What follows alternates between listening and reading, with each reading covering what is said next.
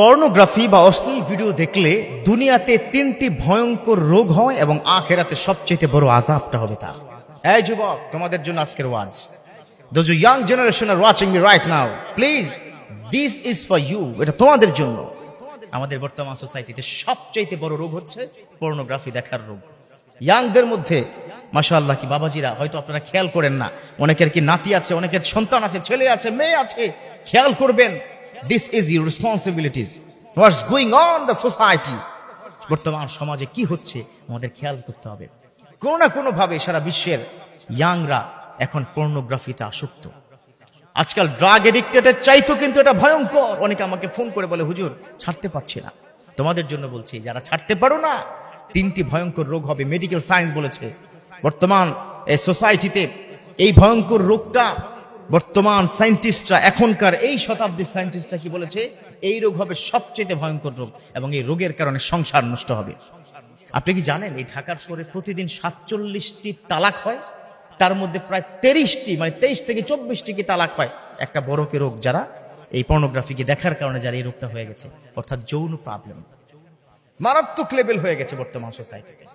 স্ত্রী সুখী না, কারণটা কি জানেন? একমাত্র কারণ হচ্ছে ওই যুবকটা তার ইয়াং বয়সে সব শেষ করে দিয়েছে। যারা অশ্লীল ভিডিও পর্নোগ্রাফি দেখে তারা কিন্তু মাস্টারবেশন করে। কথাটা কিন্তু সত্য। আপনি বলবেন, হুজুর মিম্বরে বসে এই কথা 100%। আল্লাহ রাসূল মিম্বরে বসে সব কথা কি বলেছেন, সাহাবাদের সকল প্রবলেম সলভ করেছে। এখন this is the right time to say about this matter.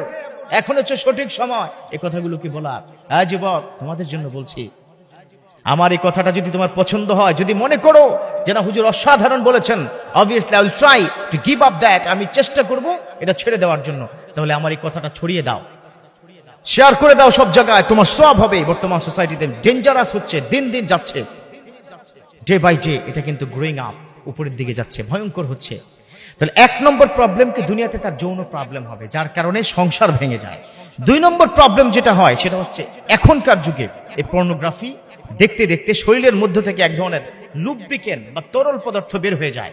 Medical science বলেছে কোন যুবক যদি রেগুলার পর্নোগ্রাফি দেখে, তাহলে তার বডির ভিতর থেকে এই তরল পদার্থটা বের হতে হতে একটা লেভেলে সে বাবা হওয়ার অযোগ্যতা হবে, মানে অযোগ্য হয়ে যাবে, বাবাই হতে পারবে না।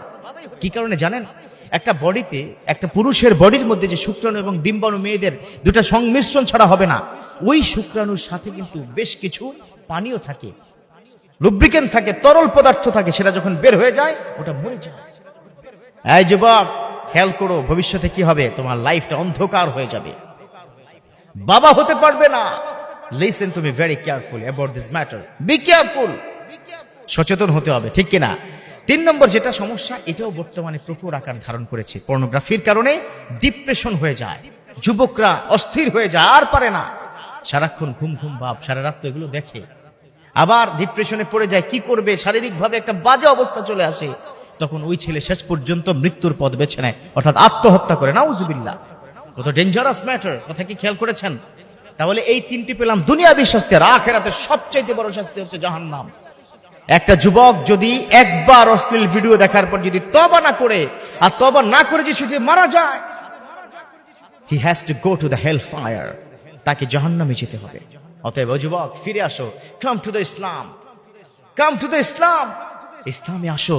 তুমি পর্নোগ্রাফি দেখো, কোটিবার দেখো, যদি তোমার কাছে মনে হয় আল্লাহ তোমাকে দেখছে না, but almighty is watching you in every single moment.